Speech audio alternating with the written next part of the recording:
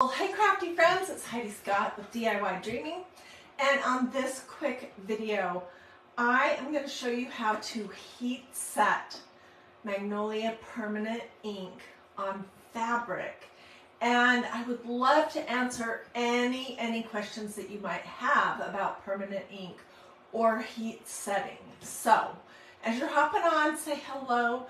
If you're watching live, feel free to ask questions. That helps me know where to go with my little talk. Okay, so the first thing I want to start with is I want to make sure that everyone understands that there are two different kinds of mediums that come in these cute little pots from magnoliadiy.com. We're going to be talking about this. This is ink. This is what you use on fabric, and they have the white cap. These are specifically designed for fabric, and what happens basically with my very non-science mind, you apply the ink with a squeegee on a stencil just the same as regular, or you dilute it and you can use it almost to paint. But when it's dry, you're going to heat set it with a hot iron and a piece of parchment paper, which I'll show you. And then the fabric that you decorated, whether it was a pillow, an apron, a tea towel, a t-shirt, a tote bag, whatever it was, it is completely washable, dryable, and wearable. Isn't that cool? So that is what ink is for. The other thing that comes in a little pot is chalk paste, and this is not designed for fabric unless it's going to be something like a banner that won't get touched or moist or ever need to be washed. But you would not that's an X, not use chalk paste to do a t-shirt, a tote bag, a tea towel, a pillow, a apron, any of those kind of things. You would not use chalk paste. You want ink. Okay, so I'm not seeing any questions yet, but so let's talk about the whole heat setting process. Essentially, it's like when you put a hot iron on it, it's almost like the medium melts into the fabric and it becomes part of the fabric, which makes it so that it's soft, it's movable, it's not dry and crunchy. Like, for example, if you wanted to just try using paint on fabric, it's going to dry crunchy. And if you were to, break it in half, it's going to actually crack. But ink becomes one with the fabric that you put it on, and it's great that way. This is a t-shirt that I made, I don't know, a month ago. It's really cute. It says life is better when you're laughing. And then I did these cute little sleeves because I'm all about the sleeves. This was a craft club stencil. It's not available unless you were in craft club during the month of January 2024. But it's the most recent example of, well, not the most recent, this is the most recent. We did this yesterday. Oh my gosh, it turned out so dang cute. This is an adorable stencil called Peace, Love, Mom Life, and these were these two colors of ink that I watered down and I painted it on almost like a paint. This one is called Bubblegum, and this one is called Fuchsia Rose. And they are fabulous together. So I did the background, then I stenciled with white ink, and here are my little sleeves, which I will wear this t-shirt some point in the next couple of days. There's one side, and here is the other. It kind of reminds me of tie-dye a little bit. But okay, so we're gonna heat set this. I'm gonna show you that. And first thing I wanted to tell you, let's see, did I get any questions yet? If you have a question about heat setting ink, ask in the comments. Okay, so the first thing I want to say about that is, if suppose this was polyester, which is not great to stencil on with Magnolia permanent ink. You really want things that are going to be more cotton based. But suppose it was polyester, then I would need to be very careful with the temperature that I set my iron. Because if I have this on almost the max, on a regular iron it would be the cotton setting. If I put an iron with a cotton setting on a piece of polyester, it's going to go, ooh, boy, that was really hot. It's going to all shrivel and get burned. So this is cotton, and so I would use the cotton setting for it.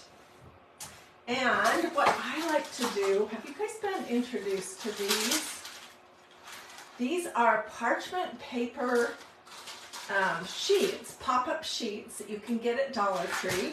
They're great to craft on, and they're perfect for heat setting. So I want to protect the surface of my iron. I've not really had this happen much, but suppose I tried to heat set this too soon and it wasn't fully dry. I would want to protect the surface of my iron from this medium. This is fully dry right now, so I just put a piece of parchment paper on there. My iron is set on high, but with an iron that has temperatures, it's going to be cotton is what you're looking for, assuming that you're using it on cotton. And you're just going to go over it like this for 3 or 4 minutes, and then I am going to turn it inside out.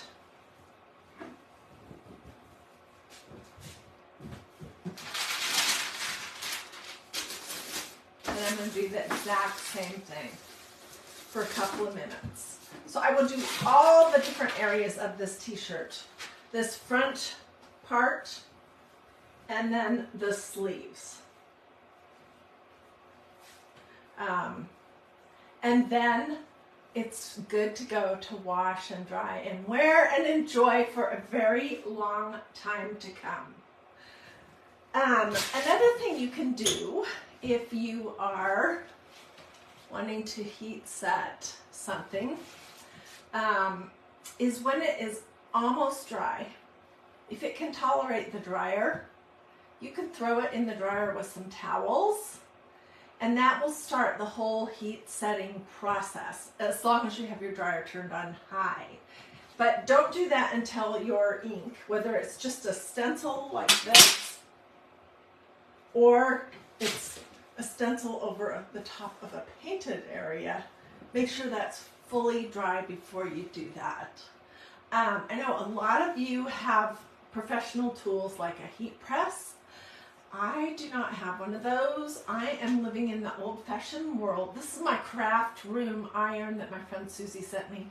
I would normally have a big iron in here, but mine just went kaput. And it would just be your basic iron. And almost all the time it's going to be set on cotton, no steam. But this is a little craft iron. So I don't have a heat press to tell you what the temperature is or how that works. I would just follow the instructions for the heat press for pressing on cotton or whatever type of fabric you are doing. Let's see, do I have other questions?